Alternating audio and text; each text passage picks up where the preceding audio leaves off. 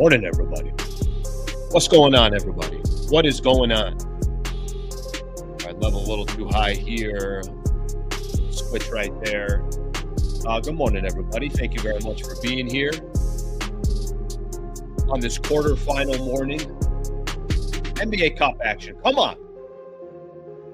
Come on. I know people are excited. I know. Listen, I feel the pulse of the people. When there's a quarterfinal game going on in the NBA Cup, people come out of nowhere. Like, Sliwa, we need you. Bring the family in today. Bring the family in this morning. Thank you very much for being here. Appreciate you guys being a part of the show. Yes, it is an NBA quarterfinal game. Whether you like it or not, we got quarterfinal action coming up later tonight. Today's going to be a fun day. We got a very busy day. Obviously, be doing the show. We'll turn around, eventually work my way down to crypto.com arena in town for the Lakers and the San Antonio Spurs. Got a lot of good topics to hit on. Then right after the game, we'll do a little post-game show action. So thank you for being here. Appreciate you guys supporting the show, supporting the channel. What are we now? Did we get to you sons of? Did we end up getting to 34,000 subscribers? Let me check real quick. I think we're like 25 short yesterday. If you're on here and you haven't subscribed yet to the channel, get off the channel. Yeah, still 33.9. We got a few left. Let's get to 34,000 subscribers before this show is all said and done, or maybe before today's all said and done. Would greatly appreciate that. All right, let me kind of start working everybody, give everyone an idea what we got going on for the show today, what we got for the show this morning. Yes, some people are putting out there no Wemby. That is correct. No Wemby tonight, unfortunately. But I gotta be honest with you, San Antonio kind of still balling. With or without Wemby, they're still balling. So they've put together their team, they've put together their squad, and they found a way to be successful, whether they got Victor Wembanyama or they don't. So got a lot to get into. Everybody take a quick second, pause, enjoy your cup of coffee, and we'll get the show started here in a few minutes. Let me give everyone a quick rundown what we got going on for the show. Shout out to Trevor Lane yesterday for joining the show. No guests today, by the way, so it's just you and me, whether you guys like it or not. Here's what we got going on. We'll talk a little bit about this matchup tonight, Lakers and the Spurs. Quarterfinal game, like I mentioned. You win, you get a ticket to Vegas. And then come Saturday, 4 teams left. Be 4 teams left. 1 game in the East, 1 game in the West. So it's going to be fun if the Lakers are obviously going to make it. What do we have? The winners over the last – you got the Lakers that won the first one. And Bucks win last year. So this is the 3rd year of the NBA Cup, so we'll hit on that. Marcus Smart is back. How much can the Lakers rely on Marcus Smart? I guess that's my question about Marcus Smart. I think everybody was excited when the Lakers got Marcus Smart, but at the same time, I think we're seeing something play out that's been similar over the last couple of years. Is the guy available or is he not? The only thing that you can really look at now is I get what Marcus Smart has done in the past, but can the Lakers really rely on him this season? I think we'll hit on that. Every single Laker article right now, I don't know what happened. Since yesterday, I feel like there's a lot of fugazi talk about the Lakers. No, not good enough. Yeah, they might look at this, they might look at that, but if you look at this statistical category and that and everything else, I think there's been a lot of articles read about the Lakers, which, by the way, I think is a good thing. A lot of people got doubt in the Lakers and that their 17-6 record is it's a fugazi. For those who don't know fugazi, go back. I've told you guys. Donnie Brasco. It's got to be the most underrated mob movie that's out there. Donnie Brasco. Phenomenal scene. 2 of them. Johnny Depp, Al Pacino. Pacino comes in with the diamonds. Says, hey, what do you think? He's like, it's a fugazi. A lot of people think Lakers are a fugazi all of a sudden. But there are some reasons why people think that, so we'll get into it. Specifically, the Lakers defense. I saw ESPN did their power rankings today, and they said the weakness for every single team out there, and some team it might be 3-point shooting. Other teams might be transition defense. Other teams it might be, scorers, whatever the case is. For the Lakers, it was like defense. That's it. All right, we know you can only go so far if you don't have defense. 3-and-D chatter has begun. Hope you guys are ready for a lot of trade rumors and trade conversations because that's going on, and it's starting pretty damn early, if I'm going to be honest with you. Or maybe it's not that early. Maybe this is just how it typically starts. Bill Simmons had an idea about Herb Jones. Keon Ellis' name keeps coming up. So we'll hit on some of potential options for the Lakers. And really, if you're going to go make a trade, what is the goal for the Lakers? Is it just this season? Is it not? Rich Paul had a lot to say yesterday. A lot to say yesterday with his new podcast that he has with Max Kellerman. Kellerman, that dude is amazing. I'm really happy to see Kellerman back with a mic to do what he does best. But you got Rich Paul said a lot of stuff yesterday. I gotta, it's funny. I got people texting me as, why is Rich Paul saying? Why is he a mouthpiece for LeBron? All right, we'll talk about the good and the bad of Rich Paul talking. I like it, but we can get into what the positives and the negatives may be. Yesterday was the Eastern Conference quarterfinals. So Miami and New York come out of that. We'll spend a quick second on the East quarterfinals. I got some NBA news, and probably the biggest news coming out from an NBA perspective. The Athletic ranked the best front offices. I got to be honest with everybody. You got to go a couple pages down to see where the Lakers are. Let's just say they're not in the first couple of rows there. First couple of pages, kind of maybe you might want to start towards the back and work your way over. The disrespect towards the Lakers. All right, that's our rundown for the show. Looking forward to spending the next hour with everybody. Let's take a look at a couple comments, and then we'll start the show. Is it a fugazi or a fugazi? It just depends on how you want to say it. It could be fugazi or it could be fugazi. Probably closer to fugazi. I think you're right about that. All right, let's see what else we have here. Donnie Brasco, such a good movie. Infamous in the hip hop world, not underrated. I don't know. I feel like all the other movies get a lot of other mob movies get love before that one does. Casino best mob movie. We're going to end up spending 45 minutes on which mob movie is the best. All right. This guy about to get blocked if you say Donnie Brasco wasn't a good movie. All right, let's get the show started. Thank you very much for being here. Appreciate you guys being the show. Like I mentioned, we're a few subscribers away from getting 34,000 subscribers. So if you've yet to subscribe, please do so, and let's get to 34,000. All right, let's get the show started. So, Lakers and the Spurs tonight. I think there's two ways to look at a sporting event. All right, there's the fan side of things where you're like, I don't care. I just want to see my team win, and that's it. And if that means Victor Wembanyama is not playing, and you get an opportunity, obviously, to that much closer to a W, and if it means your chances of winning is that much better, and you could apply this to any sport, any team that you watch. That's one way of looking at it. The other one is I want the absolute best entertainment possible. And I want, obviously, every player out there, and I'll take my chances, whether my team wins it or not, or maybe I'm just, neutral, and I just want to see the best of the best. That sucks Wemby's not playing tonight. It really does. I was fortunate earlier in the season. If you guys remember, I went to a Lakers-Spurs game. Lakers won that game. De'Aaron Fox didn't play. And the question coming into the game was, hey, is Fox going to play? Is he not going to play? And there was a lot of kind of conversation and chatter about whether Fox was going to, I think it was going to be his season debut with the Spurs. Don't quote me on that, but I believe it was going to be his season debut. And he ended up not playing last second, and a really good kind of back and forth game. Lakers end up winning it. DeAndre Ayton plays well. Of course, Luka plays well. LeBron wasn't back at that point, and the Lakers beat the San Antonio Spurs. But there was a little bit of me, I'm like, man, I'd really love to see if De'Aaron Fox played, just so I could kind of see how good the Spurs team and everything, how good the Spurs team is and everything else. Tonight, it's the opposite. Tonight, I think everybody thought, I was doing the show with Trevor yesterday, and Trevor's like, hey, I think he's going to play. It's an NBA quarterfinals game. He's been practicing for a couple of games. The San Antonio Spurs decided, yep, Wemby ain't playing, and we're unfortunately not going to get a chance to see Victor Wembanyama tonight, but we are going to see De'Aaron Fox. And I will tell, for those who, when we look at the Western Conference and you kind of start pointing out, give me the teams that have been the biggest surprise in the Western Conference. And I think Phoenix is going to come up right out the gate. People are going to be like, yeah, Phoenix is playing good ball. Look what they're doing without KD, without Bradley Beal, a new head coach. I think Phoenix naturally comes up. We look at the biggest disappointments in the Western Conference, and yeah, the Clippers are going to come up. New Orleans has as many wins. What do they have? 3, 4 wins, whatever their total is.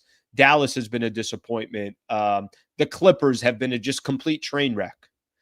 The one team that I think has kind of gone under the radar a little bit, I just don't hear enough people talking about, and this is with a squad that has missed Wembenyama for the last 11 games. If I told you Wemby was going to miss 11 games in a row, you would have thought, oh my gosh, the Spurs are going to be in a free fall. They're 16-7. They're 8-3 without Victor Wembanyama. They're one game behind the Lakers. If the Spurs beat the Lakers tonight, and I know there's no other games going on, but Lakers and the Spurs would have the identical records, as in everybody else isn't playing. Denver's not playing. Houston's not playing. We know OKC and Phoenix are playing. So we're going to know who's already in the semifinals by the time the Lakers start. The first game of the day will be the Thunder and the Phoenix Suns, and then Lakers will play after that. But I think they've been one of the more underrated, kind of quietly doing what they've been doing. Spurs are 16-7. And to be 16-7 and to have Wemby missing as many games as he has, I think is pretty damn impressive. Okay, well, how'd they get there? Do we forget? I don't think Laker fans forget this, but, if you've been watching Lakers over the last couple of years and certainly in the Western Conference and the Lakers and the Sacramento Kings, I'm not telling you Lakers and the Kings have had battles or anything like that, but every time the Lakers play the Kings, you're like, yeah, they got an absolute stud at point guard in De'Aaron Fox. At one point, had Tyrese Halliburton and De'Aaron Fox. The reason why the San Antonio Spurs are as good as they are, it ain't one player, but De'Aaron Fox picking up where Victor Wembanyama kind of left off. Wemby played about 12 games. De'Aaron Fox has played 15. So they've kind of, the Spurs have not got a chance. You want to talk about the Lakers winning games with some key injuries. Go look at what the San Antonio Spurs have been doing. But part of the main reason why they're as good as they are is because of De'Aaron Fox. So I'm really, really excited to see De'Aaron Fox play tonight. I'm excited for this game for all the reasons that I mentioned. I'm disappointed that Wemby's not going to be there because that's just top-notch entertainment. But if you think because Wemby's not playing, the Lakers are coasting tonight, you got something else coming for you. It actually almost reminds me a little bit of that game against the Phoenix Suns, because here's what the Spurs will be. They'll be very well coached. They're going to play hard. They got some star power in De'Aaron Fox. I mean, I'm not saying superstar, but certainly all-star level in De'Aaron Fox. And then they got just all these other guys, Stephon Castle, Devin Vassell, Dylan Harper, who's their new young rookie, who's second pick in the NBA, where Dallas gets the first pick and take Cooper Flagg. And then Dylan Harper goes after that. Harrison Barnes obviously been in the league for a while. Guys, let me count out how many. And I know they're not all playing, but let me count out how many different guys they got in double figures. 1, 2, 3, 4, 5, 6, 7. They have 8 players averaging double figures in points every single night. So I still think it's going to be a battle tonight. I think it's going to be a great game. I think it's going to be fun. But obviously, Lakers have a humongous advantage by Wemby not playing. So looking forward to this game. I definitely think that we'll get our money's worth. And if the Lakers think they're coasting tonight, they'll take an L. The San Antonio Spurs will hand the Lakers an L if they think they're coasting. Like I mentioned, they're 8-3, and that's without Wembanyama. I want to see just some of the last few games they've played. I just want to point this out real quick, and then I'll start looking at some of the comments. And then Marcus Smart is playing tonight, and then we could start talking about Marcus Smart. Some of their wins: Orlando, Memphis, who I know doesn't sound like a big deal, but Memphis has actually won, I think, 7 of their last 10 games, so they're playing good ball. They beat Denver, they beat Portland, they beat Atlanta. They got some good wins on their schedule. And I'm talking about this is over the last 10, 11 games or so for the San Antonio Spurs. So should be a fun one tonight. All right, let's take a look at some of the comments, and then we'll keep things rolling. Let's see what we got here. The Spurs are one of the most athletic teams in the NBA. That isn't easy because Wemby isn't here. They could run us out of the building. That's the only thing that I'm saying. Like, Wemby is obviously box office. Everybody talks about him.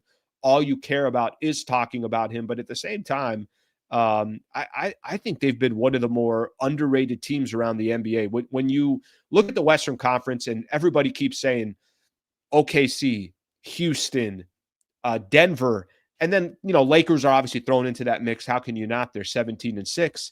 The team that's not talked about is the San Antonio Spurs, and if the Spurs are doing it without their best player, that's phenomenal. All right, let's see what we got here. Will you be in Vegas if the Lakers win? I will not. No Vegas for me. No Vegas for me. I went to Vegas over the summer. Let's just say Vegas has become pretty unreasonable. Is that safe to say? Oh my gosh. Can I get a bottle of water? Sure, no problem. That's $18.99. No, I'm just getting a bottle of water. Sure, $18.99. Are you going to leave a tip? Like, what the hell happened to Vegas? Remember when Vegas used to be affordable? Even if Wemby did play, he's rusty, so it's a huge flaw in chemistry and coordinating. Pop ain't stupid. Well, remember, it's not Pop running things technically anymore. Okay, let's get a couple more of these comments here, and then I want to hit on Marcus Smart here real quick. What the hell happened to Vegas? My gosh, corporate greed. That's our freaking country. Are we going to politics right now? Want to start talking insurance? You want to start talking? I'm ready to start hitting on all the topics. All right, I'm probably not going to do that. LeBron losing is a bigger story than OKC winning. Welcome to the new era of media. Yeah, but I will say the only difference in that, and then let's talk Marcus Smart. I think the only difference in that is LeBron's not the face of the Lakers anymore. It's not. It's Luka. I mean, I think if the Lakers lost in a playoff series, is the blame going to be on LeBron, or is the blame going to be on, I don't know if you want to say blame is the right way to put it, but how can you blame LeBron at 41? He'll be 41 by the end of this year. That's, I think, a conversation for a different day. All right, let's keep going here. I'm going to save a couple of these Vegas ones because a lot of people are agreeing with me on the Vegas stuff. Okay, so let's talk real quick about Marcus Smart returning. So here's the one thing. Here's, I think, a couple things that we could point out. And let me just read a quote here in regards to Marcus Smart. And I don't know how you guys feel about Marcus Smart coming back, but I do think it's a big deal. I mean, just kind of take the Lakers here for a quick second. And one of the areas that we talk about with the Lakers, their defense has got to be better. Their transition defense has got to be better. Their three-point shooting has to be better. And I'm not telling you Marcus Smart is going to fill in all the gaps with all these holes. The question about the starting lineup, should Rui move to the bench? Would that help the Lakers? All of this sounds great and dandy and all these hypotheticals. Here's something that the Lakers haven't had all season that they desperately need. They need Marcus Smart to be healthy.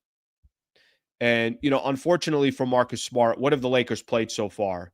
They have played 23 games so far this year. Marcus Smart has been around for 14 of those games. Okay, actually a higher total than I thought, if I'm being honest with you. It feels like he's been out more. Let me read a little bit of an article that came out yesterday and a couple quotes with Dave McMenamin yesterday. Marcus Smart, he's been out for 6 games. Back issue for the past 2 weeks. Here's what Marcus Smart said. Back's feeling good. Felt good in practice today. So we did some tests, passed the test. We're going to give it a shot tomorrow, see how it feels. So this is Marcus Smart talking about, I guess he had a left lumbar muscle strain is the way they described it. What Marcus Smart has done so far this year, 9 points, 3 assists, 2 rebounds, 1.8 steals for the Lakers after signing as a free agent in the summer. Here's the only thing that matters right now in regards to Marcus Smart. There's only one thing that matters. Is a man healthy? That's it. And I think the bigger conversation right now on Marcus Smart is how much can you rely on Marcus Smart the rest of the season? I got some real concerns about that. And I don't have an answer to it. The only thing that's going to answer itself is just play more games and see if he's available or not. But how could that not be a concern? And when you do look at some of the Lakers' flaws right now, one of the additions in the offseason that was supposed to come in and hopefully take care of some of those flaws was going to be Marcus Smart. We know what Ayton has done, and the Lakers got him on the cheap. Portland's still paying a significant amount of his contract. But Marcus Smart was also another offseason addition for the Lakers that you were hoping could fill in a role, whether he was starting or coming off the bench, add depth to the lineup, and bring in kind of a championship type of mentality, a guy with a ton of experience, a guy that will, dive for every loose ball, will do whatever it takes to go get a W. I love the idea of having Marcus Smart. The concern with Marcus Smart is he just going to be available? So the good news is he's coming back tonight. And let's see if we could sit here by the time we get to January 1st, can we say Marcus Smart is played in 80 or 90% of the games between now and January 1st? If the Lakers play 10 games, can he play in 8 or 9 of those? And I think that's the stretch that Marcus Smart needs. And I think that's really the stretch that the Lakers need if, obviously they're going to add to some of their depth. Biggest issue right now for the Lakers, in my opinion, they don't have enough depth. They don't have enough defense. Marcus Smart, he checks both of those boxes. So hopefully he can go on a stretch here where he's available. But listen, I think this was the biggest question about Marcus Smart. You go look at his last 2 years. We can all look back and say, yeah, but you remember Marcus Smart in 2020 and 2021 and all that. It's like, yeah, of course we do. But the last couple of years for Marcus Smart, his biggest issue is he can't stay on the floor. I think he played in 30-something games over the last 2 seasons. So he has not been around, or maybe 50-something games in the last 2 seasons. The point is he's missing a big chunk of games over the last couple of years. The question is not, can Marcus Smart help the Lakers? Can he help with their depth? Does it give the Lakers another rotational player? Does it give them more options?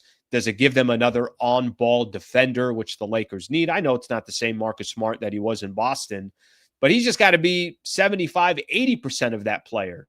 But he's got to stay on the floor. So hopefully we can go through a stretch here where Marcus Smart is on the floor, he's available, and the Lakers are obviously benefiting of having another guy that's on the bench, because right now it's been really hard to depend on Jake LaRavia or Dalton Connect or Jared Vanderbilt or Gabe Vincent or Maxi Kleber. I could go down the list. There's a ton of guys that might have a moment for the Lakers, but I don't think any of these players or any of these guys are guys that you can depend on a night in, night out basis. So Marcus Smart coming back tonight. We'll see how much he's able to help the Lakers. Probably ease his way back into it. I'm not too worried about tonight's game. I'm worried about a week from now, 2 weeks from now, if we can start running a stretch of games where Marcus Smart is available. All right. Look at a few comments here, and then we'll get back to a couple other topics that I got to get into. Don't pressure Smart to do everything. Brother, ain't nobody pressuring Smart to do everything. I just want Smart to play. That's all. I mean, if asking Marcus Smart to play in basketball games is pressure, what the hell? All right, let me see what we got here. Looking at the past few seasons, I think we knew that this was going to be an issue. The key will be having healthy for postseason. If they need to manage him, fine. Listen, if they got to manage the guy, all good. But I don't think this is a manage issue. I think he's not healthy. That's all. It's just he hasn't been healthy. I mean, being strategic with guys like Marcus Smart, being strategic with guys like LeBron, I know there's a huge age gap difference, but guys that you feel like being strategic with Luka, being strategic with be strategic with all your guys. But being strategic should be a luxury, not a necessity. And right now it has not been a luxury. It's just he's not available. Let's get a couple more in these here. We can't rely on Marcus Smart for defense because OKC is just next level. Yeah, I thought there was a good point yesterday from Trev when we were talking, and I think we're on the same page on this. You just can't really talk about the Oklahoma City Thunder right now. There's nothing to talk about. There's just nothing to talk about. I mean, they are who they are. They're 23-1. If you guys get a chance to watch the game tonight, we'll get a chance to see them in Phoenix. And Phoenix actually was, I think OKC won by like 4 or 5 points against Phoenix. And that was almost like, hey, OKC sort of almost lost. That was a story. I don't think you could compare yourself right now to the Thunder, and I don't think anybody in the league can. All right, let's keep moving here. Let's keep moving here. Okay, let's talk here real quick. There's a couple different ways that we can go, but I think there's two topics that I really want to get into. There is a couple articles out there already talking about Laker trade rumors, 3-and-D players that the Lakers can go after. Another player that's not necessarily a 3-and-D guy because he's too small. But the conversation has already started about players that the Lakers should be targeting, go out and try to make a trade for. And then I think this will also tie into what Rich Paul said yesterday. And I'm curious to get people's opinion on whether they like the Rich Paul chatter and whether Rich Paul is speaking for LeBron or they don't like it. Do they think, no, that's a distraction, that's a headache? I don't mind it. And I'm going to tell you guys why I don't mind it. But let's first do this. Let's first talk about some of these 3-and-D players that are starting to get kind of rumored around the Lakers. I think we could all agree on one thing when it comes to some of this initial trade chatter and conversations about what the Lakers need to do with their roster. I think we could all agree on this. As is, Lakers can't truly compete in the Western Conference. My personal opinion. Right? If people think the roster that they currently have is good enough to make some major noise in the West. I'm talking about being a top 2 team in the Western Conference, a real shot of playing the Thunder in the Western Conference Finals. I don't think this roster can get it done. You have too many areas that signal some red flags. By the way, that's okay. You don't have to be a top 2 team in the Western Conference on December 10th. I don't think you have to be that. So I think it's better off. I think the Lakers are in a phenomenal spot. You're 17-6. You got off to a great start. You've had some stars playing. You've had some stars out. LeBron is just working his way back. And with all that being said, you're still winning games. You're still winning games without your stars. You got some impressive wins under your resume. Yeah. Have you had your strength of schedule been a little bit easier? Sure. Okay, that's fine. You don't.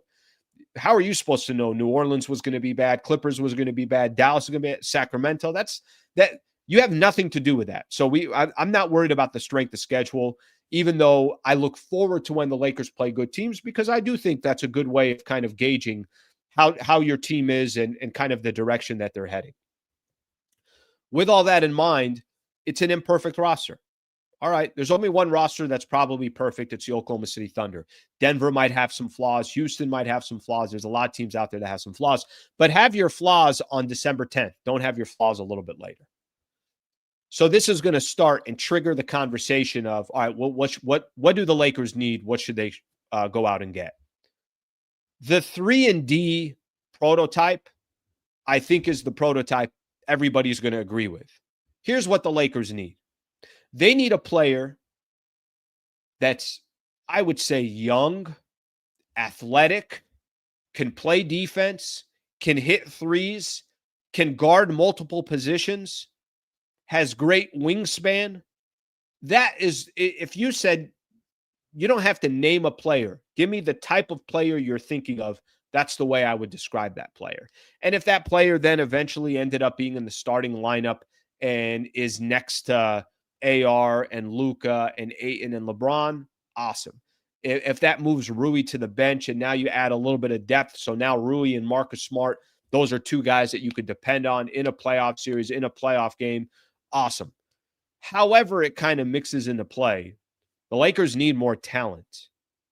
And they also need a player that fits that prototype that I'm talking about. So Bill Simmons was doing I don't know if Bill Simmons was in an interview. I'm not sure what it was, but I'm going to look here and specifically what he had to say. And then also there's some other people out there that had some comments as well. So Sam Amick of The Athletic was talking about the type of players Lakers can use. Sam Amick was on FanDuel TV's Run It Back program.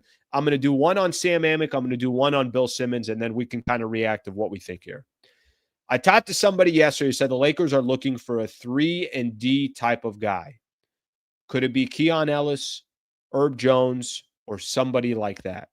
We keep seeing those two names come up. Now, listen, the Keon Ellis, you got to just remember his size. Herb Jones about 6'7", so that's more of your prototypical 3-and-D guy. Keon Ellis would be a player you probably have in your backcourt that's just kind of a tough defender, a good player, but he's not your prototypical 3-and-D player. All right, let me keep reading here, okay? And there was one specifically. Fine, did I get this Bill Simmons one? Let me find the Bill Simmons one, because Bill Simmons had he had specifically put on there a trade package that the Lakers should do now. Now, I will say this, and I think this does come with the territory.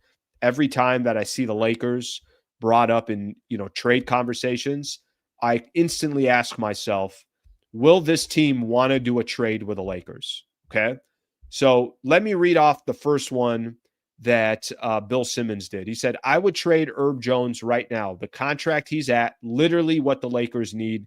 And it's easy. Dalton Connect, Maxi Kleba, a 2031 first rounder, call it in. Okay, let's kind of play that out for a quick second. If you told me that the Pelicans like the idea of trading Herb Jones to the Lakers, by the way, a franchise that will probably always be upset about having to make a trade with the Lakers because Anthony Davis demanded to go there, and Lakers ended up winning an NBA championship. And then all these other guys that they got, Brandon Ingram gone, Lonzo Ball gone. I know some of those decisions are up to the Pelicans. Zion obviously can't stay healthy on the floor or anything like that. The Pelicans are in a complete free fall.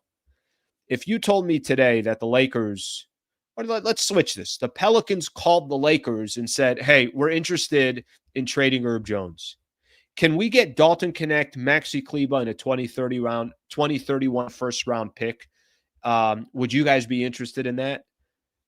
I think Rob Pelinka would drive Dalton Connect and Maxi Kleba to New Orleans, not even in a flight. Just, I want to play this one safe. I want to drive them over there. I want to show them how beautiful our country is. I want to take them all the way out to Louisiana, and I'll take my chances there of hand delivering them these two players plus that 2031 pick, because I do think Herb Jones would be a perfect fit for the Lakers. A perfect fit for the Lakers. The only reason why I don't like talking Herb Jones when it comes to some of these trade chatter, I have hesitation that the Pelicans want to do a move with the Lakers. I do. Now, listen, the Lakers got Luka Doncic, so what the hell do I know? I mean, there's certain players obviously out there that make sense, but he's a phenomenal defender. He can put a lot of pressure on ball handlers out there. And it doesn't matter. It's a bigger point guard. It's a smaller point guard. It doesn't matter. You want a guy like Herb Jones on your team. So I love the idea. I love the concept. By the way, this is also what I like about Herb Jones. He signed a 3-year, $68 million extension with the Pelicans. I don't want to see the Lakers. So basically he's under contract to 2029, 2030 with a player option. I don't want to see the Lakers making any trades that is in a LeBron window. I don't want to see the Lakers make any trades that's in a 1-year window, even a 2-year window. What I'd like to see from the Lakers is any trade that they make, it is a trade that, hey, this guy's going to be with Luka for the next 3-4 years. That's how the Lakers should be looking at any move that they make. We've turned the chapter. LeBron was awesome, phenomenal. 8th year with the Lakers, but obviously every decision that you make moving forward, it's what does Luka want, not what does LeBron want. And I'm not even telling you that LeBron's asking for anything. I'm just telling you that from just a pure basketball perspective, I got a 26-year-old, I got a 40-year-old, these decisions easy.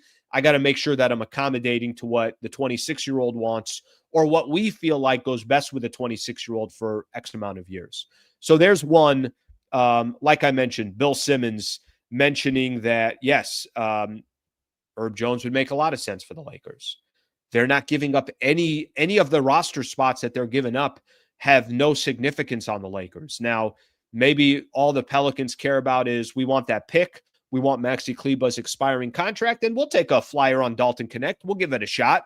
There's no harm in having Dalton Connect go to a different team and see if he can get real rotational minutes and maybe boost Dalton Connect's confidence, which I think at times has felt like it's got hit with the Lakers. He can't really get into any groove with the Lakers. He's in the lineup, out of the lineup. He plays a couple of minutes here, and then he's gone for a couple of games.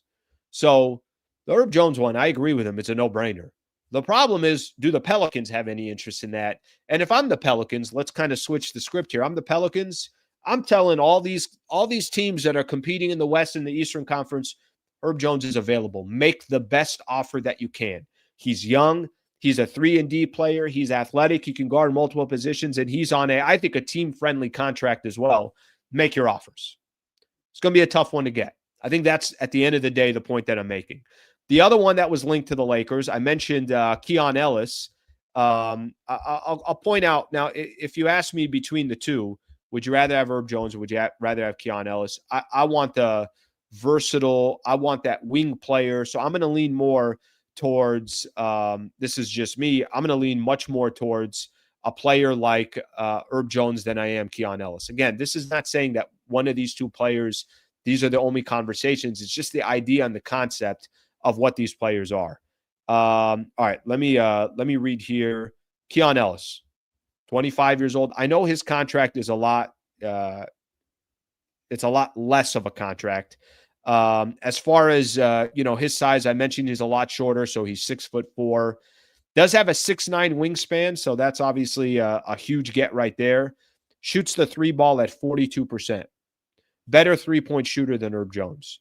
So those are two players that are being thrown around now around the Lakers, and it's not the first time it's happened. Do the Sacramento Kings want to help the Los Angeles Lakers? I'm going to go ahead and lean towards probably not. But the idea and the concept and the trade chatter already starting, it should start, because I think we all know one thing about the Lakers right now. The current roster has to improve. And the only way the current roster is going to improve is if you go to a team that's looking for expiring contracts. They want cleaner books and they want some draft compensation. That's the only way that it's going to happen. But any move that the Lakers make, obviously the biggest thing is going to have to be you got to have a player that you feel like is going to be around for multiple years. My other issue with Keon Ellis, he's in the final year of his contract, so he can walk after this year. I'm not trying to get a guy that can walk. I'm trying to get a guy that can play with Luka for the next few years. All right, let's see what some of the comments are. Good stuff, by the way, on both of those ideas and concepts. All right, let's see what we got here. Herb should be the target. I agree. Listen, between those two players, that's the guy. But I think there's a lot of teams that are sitting out there that can also use Herb Jones. So it would be a challenge. It would definitely be a challenge. All right, let's see what else we have here. If Dallas trades AD, that means they're rebuilding. Can we get Max Christie back? We just got to ask really nice. If we could just ask really, really nice, maybe we can. All right, let's get some more in here. Slee, it's a business. They don't want to marry the Lakers. Let's get the business done. I wish it was more thought of like that, but I don't think it's just a business. I think personal also comes into play. Come on, guys. In life, there's a lot of times we want to just look at things. It's black or it's white. It's just business. But that's not how life works. There's emotions into it. There's, but this happened and that happened. What's our fan base going to think if we give this player to that team? I think that happens all the time. All right, let's look at some more of these here. Looks like we should shift our attention to Jokic. I think Jokic's going anywhere. I think the player that moves is Giannis, and I don't think Jokic goes anywhere. All right, see what else. I think the other thing here, I think this is an interesting comment. A 3-and-D young piece like that isn't easy to get. I would ask to add Sadiq Bey. That would make it so much better. You know where I think the Lakers will probably end up going? We'll see what happens. But if you guys remember how they got Rui Hachimura, and it was a deal with Washington, a team that has no ties to the Lakers. The Lakers were obviously trying to do a deal with Charlotte, with Mark Williams. I think it's going to be a team, which it's not terrible. if you can find some talent on another team that's just rotting, where they're looking for some expiring contracts, and it's a team that has no relationship with the Lakers, sometimes those are the best deals to get done. Um, there's certain teams in baseball, I feel like, that always do business with the same team, that both front offices are like, yeah, we'll do business together.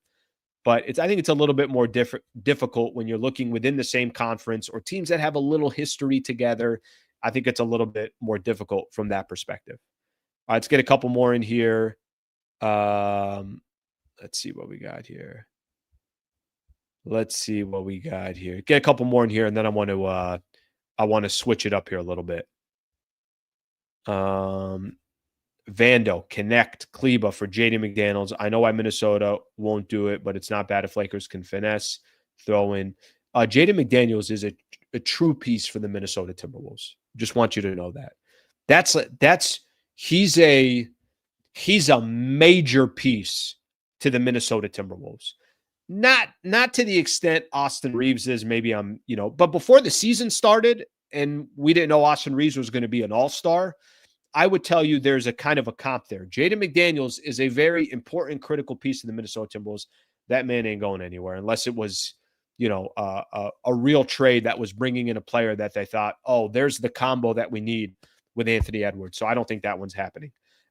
Not just with the Lakers. I don't think that's happening, period. Let me get a couple of these. Let me get a couple. Brother, why do you hate LeBron so much, man? It's fine. Everything's okay. John, I appreciate the super. What's the LeBron stat of the day? The LeBron stat of the day is he's playing tonight. Let's get it. He's playing tonight. One game closer, potentially, if the Lakers win, to him passing Kareem in all-time wins. All right, let's get another one here. How Luka has the highest usage in the NBA with Braun and AR. Luka plays a ton. Yeah, Luka's he's in a lot of these games. He's got the ball in his hands a ton. I've said this before. You guys ever gone to I don't know, go to a buffet and there's a pecking order. It's like, all right, let grandpa go first. Let grandma and grandpa go first, right? Let them go first. Let them pick. You're being respectful, everything else. Luka's at the front of that buffet line. He's like, yeah, I'll go in. And then Luka actually has the point where, like, all right, let everybody else come. LeBron's right behind him. AR's right there with him. And then everybody else has to wait like 30 minutes until everybody else can eat. All right, let's keep things moving. Here. I want to talk a little bit about Rich Paul and some of the comments that he's had. Rich Paul laid out 11 different topics for us yesterday, and I got one topic I didn't hit on. It was on AR. But I want to ask the question, is the Rich Paul conversation a good thing? Is it a bad thing? Do you guys like it? Do you not like it? Is it bring too much attention to the Lakers? Because I'm going to read some texts that I was getting yesterday that I want to spend a quick second on. Before I do so, I got to give a shout out to Brad Wallace and the Wallace Firm. Was texting him this morning. I'm going to be at their studio on Friday, so looking forward to hanging out with Brad Wallace and the team, doing our show from their little podcast studio that they have there. I've given this example before. A couple of months ago, he was out in Palm Springs. He kind of bunkers down. He has his whole team out there. They're representing one of their clients. They're doing everything they can to maximize what the insurance companies should be giving to their clients. That's not how it works. If you ever dealt with insurance, I mean, that stuff ain't easy. Brad Wallace and the Wallace Firm, this is their reputation. This is what they're known for. They're the best in the industry. They can represent anybody in the state of California. There's an insurance company out there trying to give Brad Wallace and his client $1.2 million. Brad's like, yeah, that ain't happening. That's not going to happen. And then you get a little bit closer, and then the insurance company caves, and it's like, all right, we'll settle for $2 million. Why do I throw those numbers out there? Because they're real numbers. It's a real client. If I hope you guys never need Brad Wallace and the Wallace Firm, but if you do, know that there's a path. Know that if you need an injury attorney, you can just go to the website, wallacewins.com/Sliwa, wallacewins.com/Sliwa, and you got one of the best in the business helping you. Simple as that. Go to the website, free consultation, wallacewins.com/Sliwa. Shout out to Brad Wallace and shout out to their partnership on the channel. All right, let's keep going. Yesterday, there was, unfortunately, I kind of saw this too soon, but the Max Kellerman and Rich Paul podcast, Game Over, the show's titled Game Over, it came out yesterday, and it was their podcast debut. And by the time I kind of got a couple crumbles of what the podcast was going to be on, my show was done. Get to the afternoon, and there was some more stories out there, and then there was actual video of Max and Rich talking and the whole thing. All right. A couple things came out of it. All right. One of the conversations, and again, this is not going to be specific about the topic. This is going to be about, do you like Rich Paul being a mouthpiece for LeBron? And listen, maybe he's a mouthpiece. Maybe it's not. Maybe they both talk about things before. Maybe they don't at all. I know that's his agent. I know Rich Paul and obviously LeBron are obviously very close. Okay, so here were a couple of the topics that came out of that conversation. One was Max asking Rich if there's a chance that LeBron won't be a Laker by the end of the year. And basically, Rich Paul says, no, he's going to be a Laker. He says, no, where's he going to go? Does LeBron make the Knicks better? Yes, he would, of course, but 29 other teams would say the same thing. All right, LeBron's not going anywhere. He's going to be a Laker through the end of the year. Put that to the side. Okay?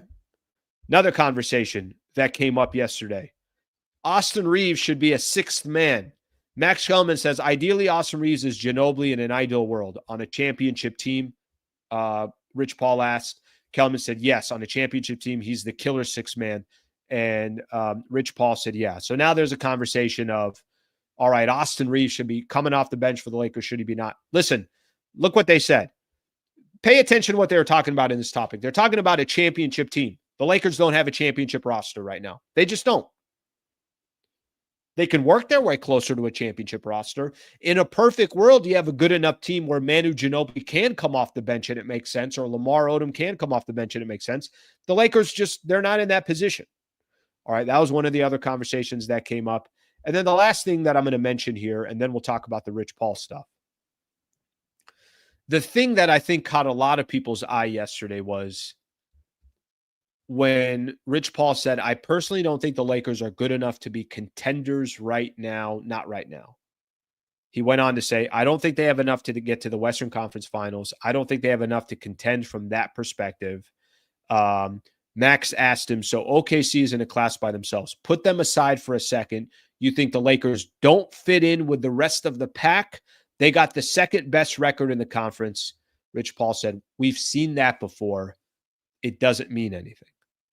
All right, so maybe a little bit of slight on where the Lakers finished off last season and saying that, well, what does it matter what your record is? It matters what you do in the playoffs and what the roster is that you get to the playoffs. I love the Rich Paul stuff. Now, maybe this is me talking from a podcast perspective. I had somebody texting me yesterday and saying, oh my God, this is so annoying.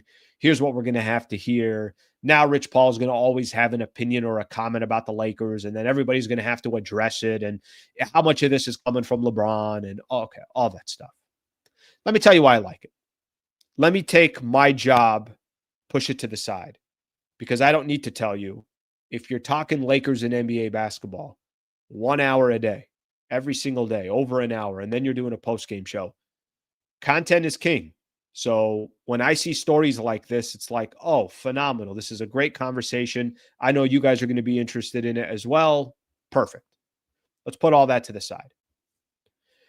I think Rich Paul was trying to say something yesterday that was important. I think LeBron has done this over the course of his career. And frankly, LeBron, he's out of leverage. There's no more leverage for LeBron. It's not the way it used to be. He's in the final year of his contract. He's not traded. He's not going anywhere. He's not going to ask to go anywhere as well. That'd be stupid. The team is 17-6. So the team is obviously playing well. If his whole goal was to try to compete for an NBA Finals, for an NBA championship, this would be the best place that he can be. He can do so. The Lakers aren't buying him out. He's staying with the Lakers. But his leverage is gone. The leverage LeBron used to have and used to flex that muscle when he was in Miami, Cleveland, and the Lakers is, look, you better mortgage your future. You better put everything on the line. I'm the biggest name in the business. I'm box office. You have no choice but to do what I ask you to do. If LeBron came out and said that today, the Lakers could be like, look, I mean, we get it. We understand. We value you, but you're 40, about to be 41. We already got our superstar for the future. Maybe if Anthony Davis is still here, it's a different conversation, but they got Luka.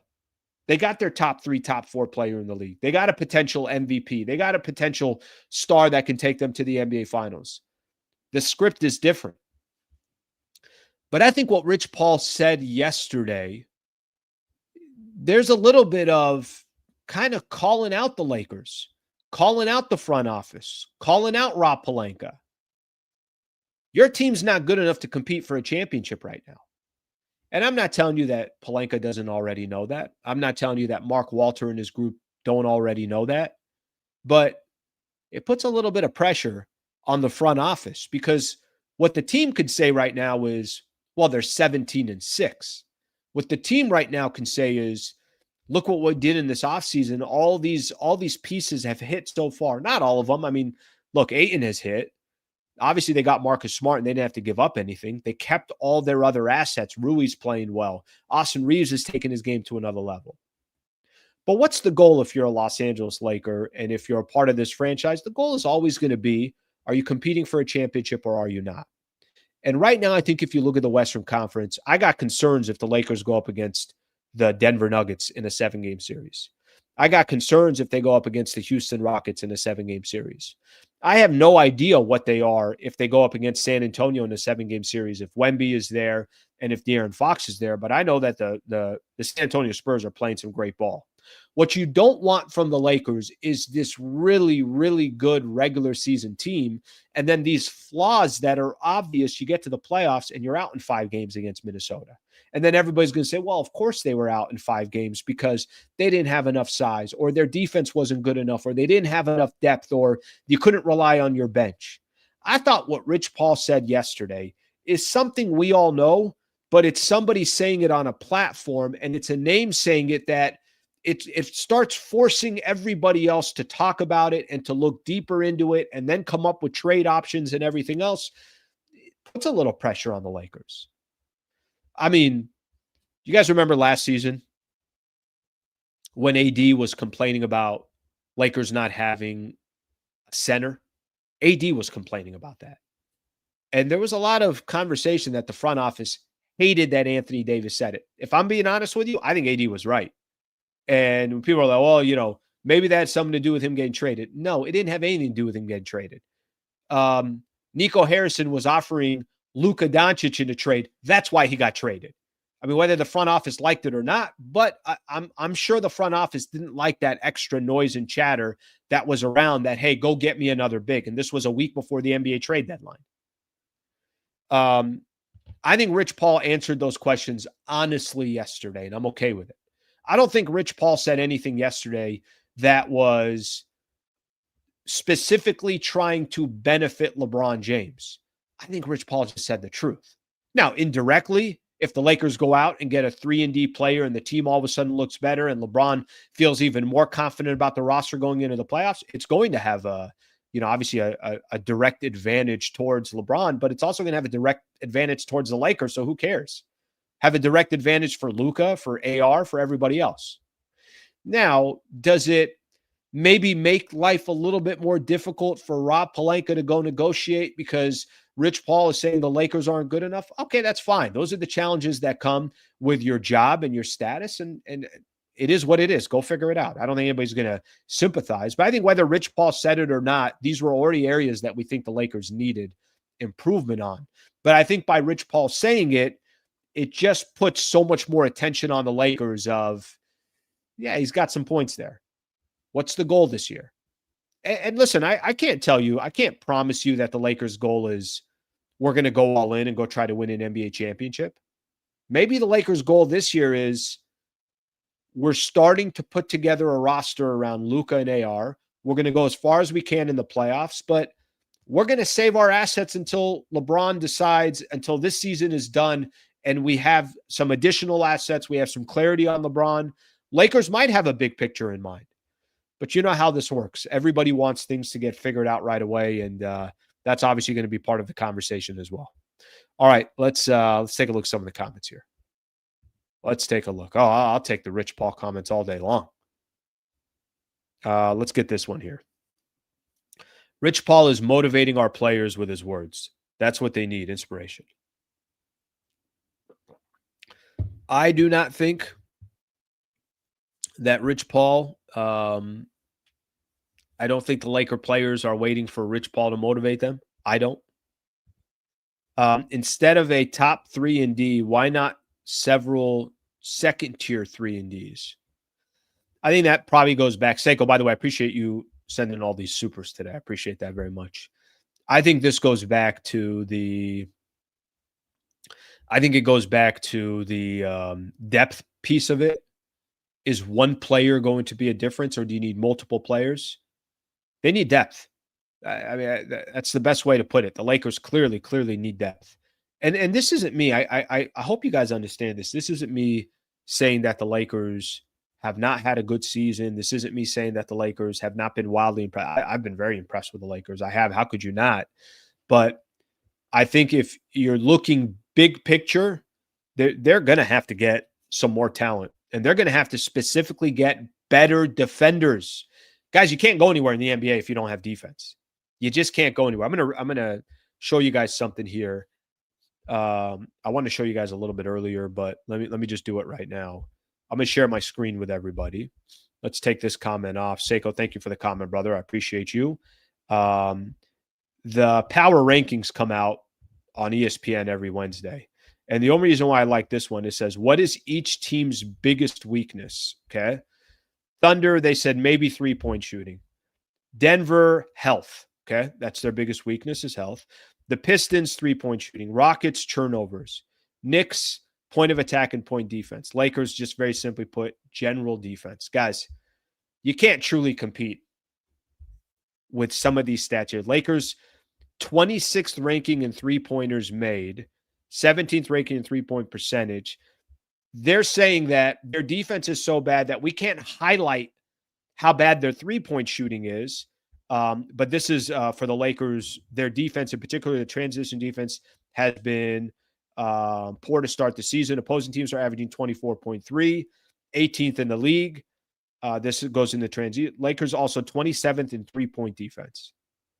So if they're going to target anything, and the only reason why I wanted to do this, every team's got flaws. The Celtics get into the line. Spurs, three-point defense. Minnesota defense without Gobert. All right, so it kind of gives you an idea. Every team's going to have some weaknesses. For the Lakers, your glaring weakness can't be your defense and think you're going to make a deep run. So I'll go back to what I said earlier. The beauty in the Lakers' position, it's December 10th. They got time to figure out. They will hopefully address it and figure it out. All right, let's keep going here.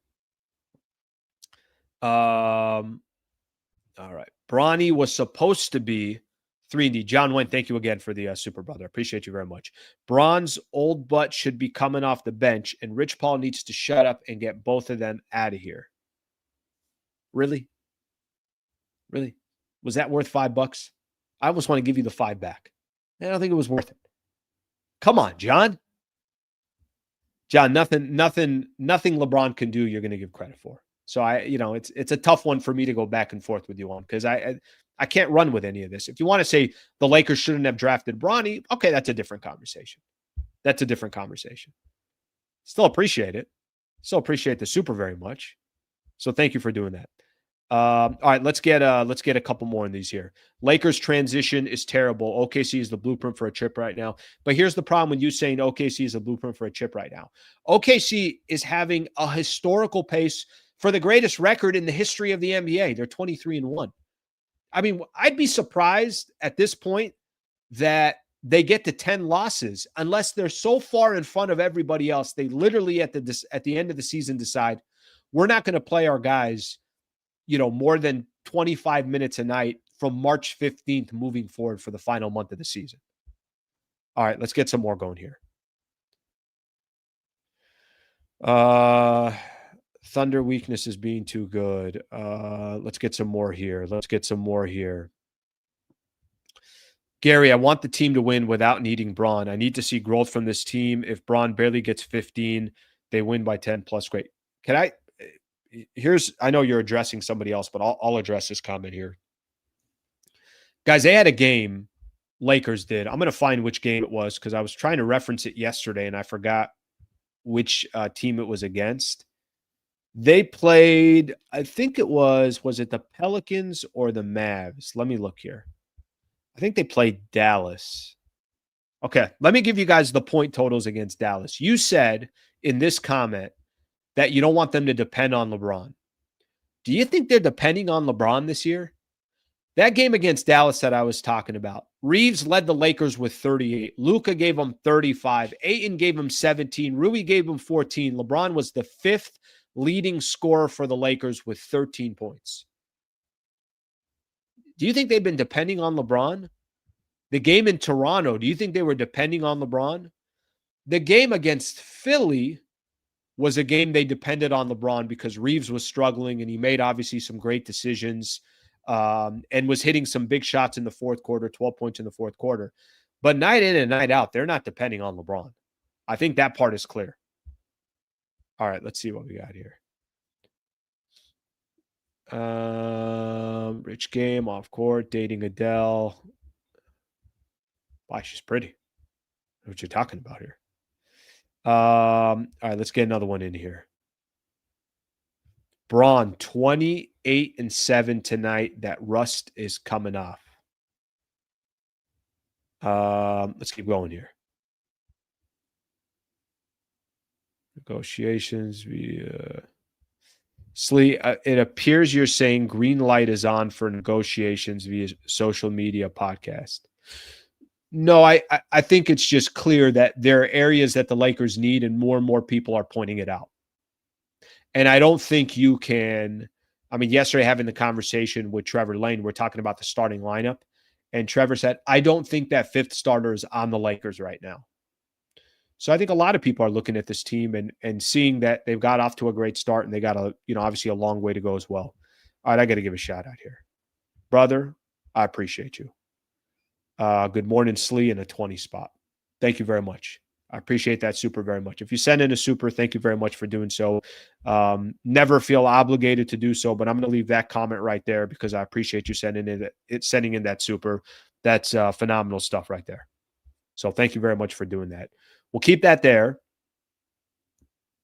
I'm going to come back and read some of these comments in just a little bit.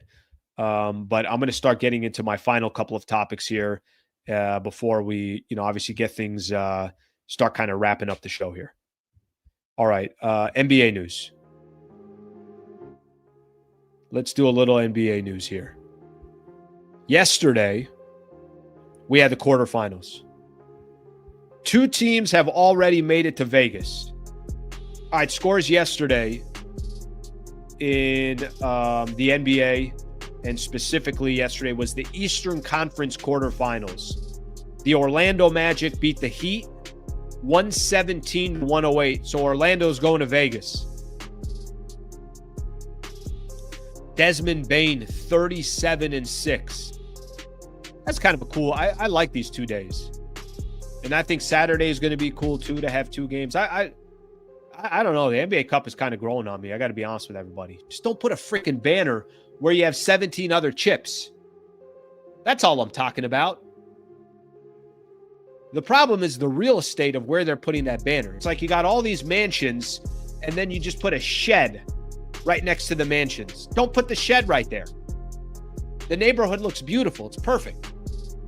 The lawn is cut. The palm trees look great. These 12,000 square foot homes, and then you put a shed right there. That's the NBA Cup banner that's up in the rafter. Don't put it there. Knicks beat the Raptors yesterday. Raptors, remember when the Lakers were getting ready to play them? They were 15-7. They've now lost 4 in a row. Knicks over the Raptors.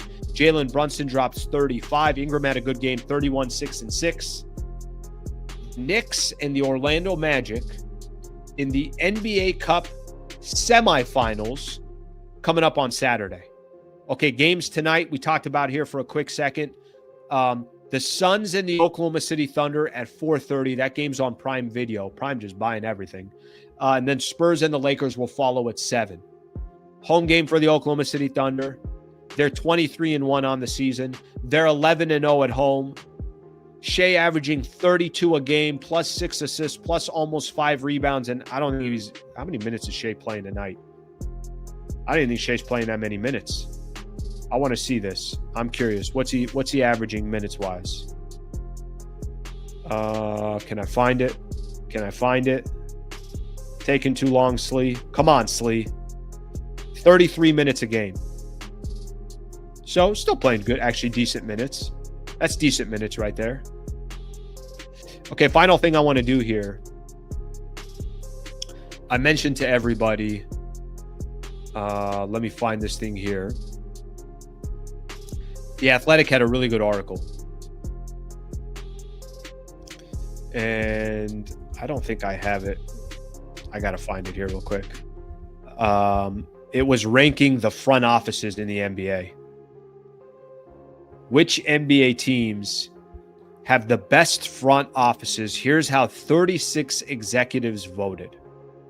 I told you guys Lakers aren't very high on that list here. Let me share my screen with you. Every time we share our screen, we sing Kumbaya together. So this is the right way to do it. All right, let me get this up. Let's walk through this article real quick. I'll look at some comments, then we'll call it a day. Until tonight, we'll come back. So look at this. NBA teams have the best front offices. Here's how 36 executives voted. Okay? Oklahoma City Thunder ran away with it. 31 first place votes. Boston number 2. Houston number 3. Miami, Indiana, Cleveland, Minnesota, New York, San Antonio, Golden State. Lakers not getting any love. Now they got Luka Doncic.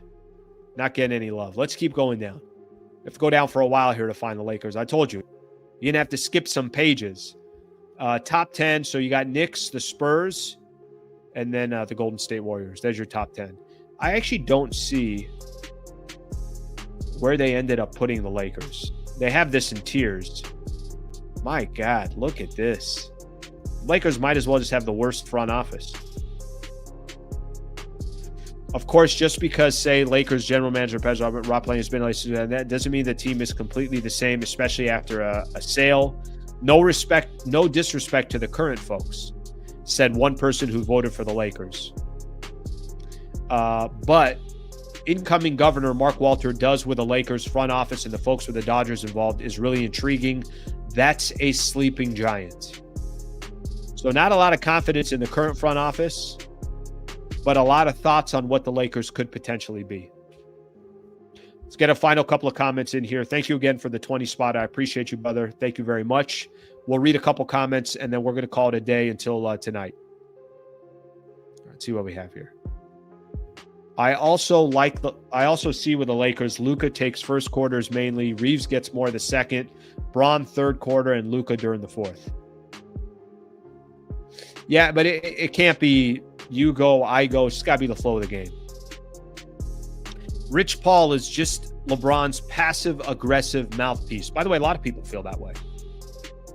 I don't. I think I could kind of separate the two, to be honest with you. But I get it. A lot of people do feel that way, and people think, oh, my gosh, Rich Paul is talking. He's talking for LeBron. Okay, let's see what we got here. Slee, what happened to Charles, Kenny, and Shaw? You mean Smith? Or Shaq? I don't think anything happened. I think they're not going to do as many shows, I don't believe, that they were doing in the past. So I think that's what it is. The Warriors won 73 games and didn't win the championship. True. OKC just might win 77 games. I don't know. I have no idea how many games they're going to win, but I know that they are an incredible, incredible headache. The Lakers front office will get better when this front office is gone. And listen, you already started seeing, remember, what was it, 2 weeks ago now? 2 of the Bus brothers gone from the front office, the scouting department. They kind of, when new ownership takes over anything, if a new ownership takes over a business or a company, you know what they typically do? They leave things alone for a few months. They kind of try to assess, and then they start making changes based on what they think changes need to be made. And I don't think that's going to be any different. The question is just going to be how long will it take? All right, everybody. I think we're all good. I think we got a lot of great comments in here. Shout out to all the supers here. Shout out to everybody that joined the show. Please subscribe to the channel if you guys don't mind. I'm back tomorrow morning. Like I said, or I'm sorry, I am back tomorrow morning at 8 a.m. But I'm also back tonight after the Lakers take on the Spurs. Tomorrow also is going to be a member show starting at 7:15 in the morning. Member show tomorrow. So just a reminder, we've been doing a member show, kind of a pre-show to the real show. They helped me set up for it. So if you're not a member, please consider. It is $3 a month, and would love to have you guys on there. Somebody else on here. Holy shit, Slee. Stayed at the Aria, $43 for a damn cocktail. You're not joking. I don't know what happened to Vegas. Come on, Vegas. Come on, man. Nobody wants to be spending that much money. It's a water. I didn't just buy a bottle of Cristal. It's a water. All right, guys. Have a great rest of your morning. I will see you tonight after the Lakers take on the Spurs. Appreciate it, everybody.